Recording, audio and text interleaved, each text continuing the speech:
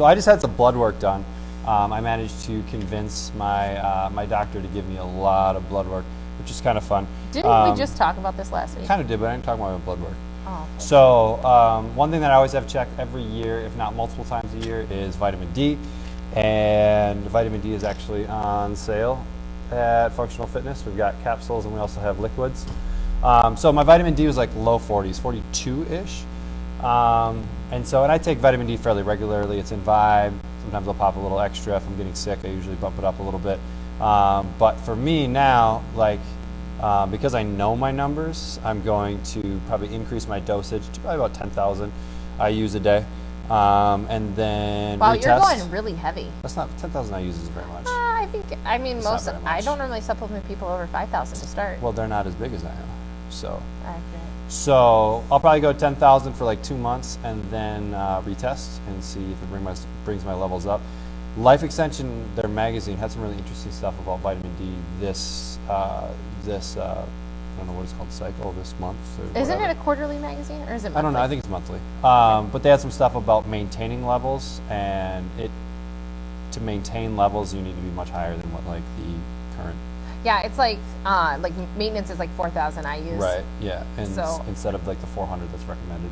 I mean, we could talk about like RDAs too and like why they're important and like what their purpose is, because they're definitely like minimum standards. They are definitely minimum optimal. Well, and I think that's a huge thing. Like I talk to clients about this who get blood work done, and then I look at the comparison to where the blood work's sitting, and I'm like, they're in range, so you're normal. Mm-hmm. But if you're really close to like one way or the other, like being high or low, like you're normal, but you're not optimal. And right. Optimal is going to be like that, more in that middle range for a lot of tests, whether it's vitamin D. I mean, you could do hormone tests like testosterone. Like think of that like. If you're on the low end of testosterone, even though if you're in the normal range, you're still low. Like same with any hormones. So I think that's why it's good, even when you do get blood work done. Yes, we want it to be in a normal range, but normal is typically like from a disease risk standpoint. So if you get outside of that normal range, then your risk for things start to go up. And so normal and optimal are different. And so I think those are just things to, once you've kind of got everything solid, then it's looking at like, can you optimize it?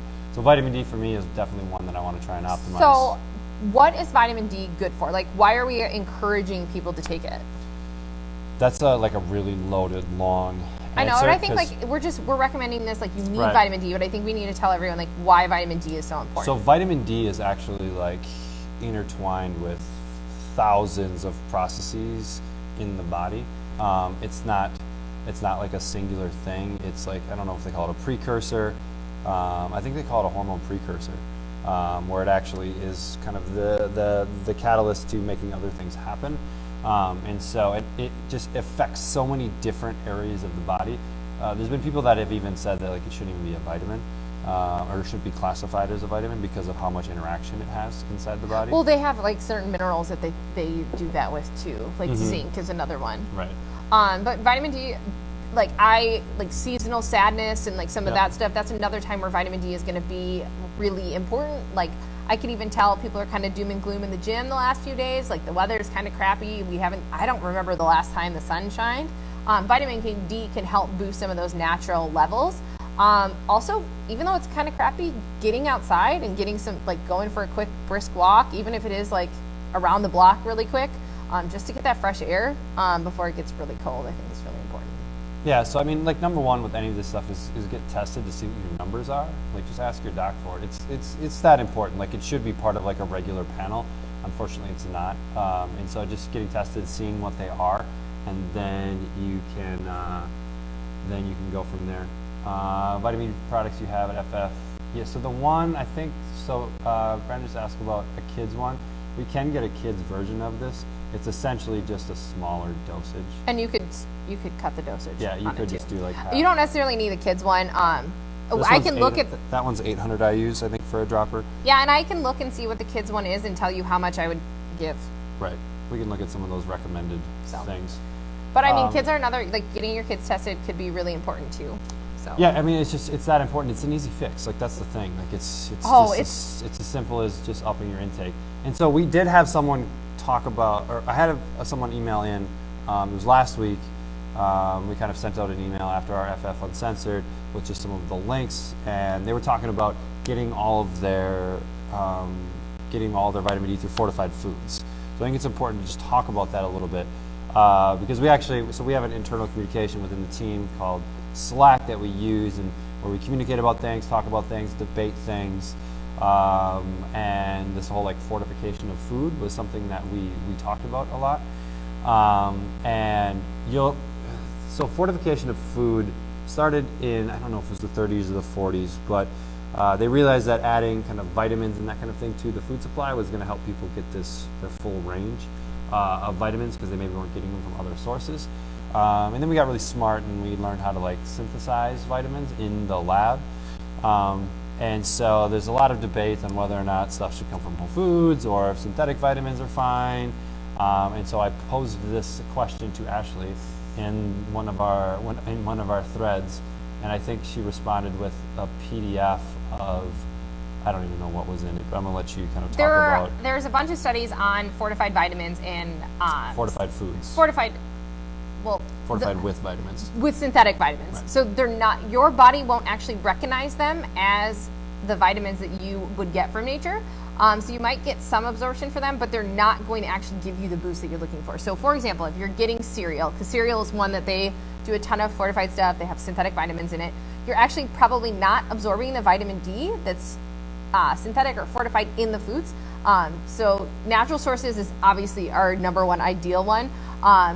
But the next thing is where are my vitamins coming from? That's why, like, if you guys never saw the study from like GNC, Walmart, Target, they like tested all of their vitamins in there, and their level of like product that they claim is in them isn't even in them. It's just a bunch of fillers in there. So that's why I'm like huge on like buying supplements from us, or like talking to us, so you're getting recommendations, so you're getting good quality supplements. Like food quality is important. So look at the food that you're buying, like cereal, that kind of stuff. Like, you're not really buying a food that has good quality ingredients, so why do you think it's going to have good quality vitamins in it as well? So just something to think about. I could pull the article if you want me to. Maybe we'll post the article somewhere. One other thing with regards to that, so that's one of the reasons we carry like Vibe, because they take the vitamins and minerals from whole foods, and so it's a little more bioavailable rather than a synthetic variety.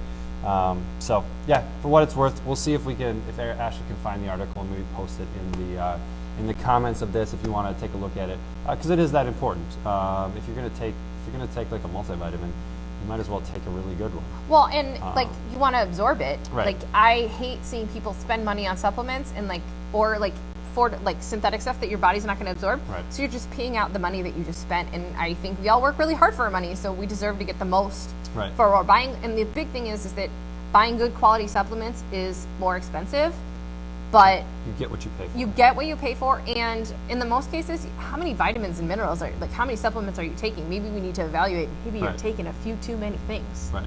Yeah, because it's not what you eat, it's what you absorb. That's really what's important. Yeah. And so that's why we talk so much about gut health and taking care of that, because your gut is really responsible for you absorbing the correct things.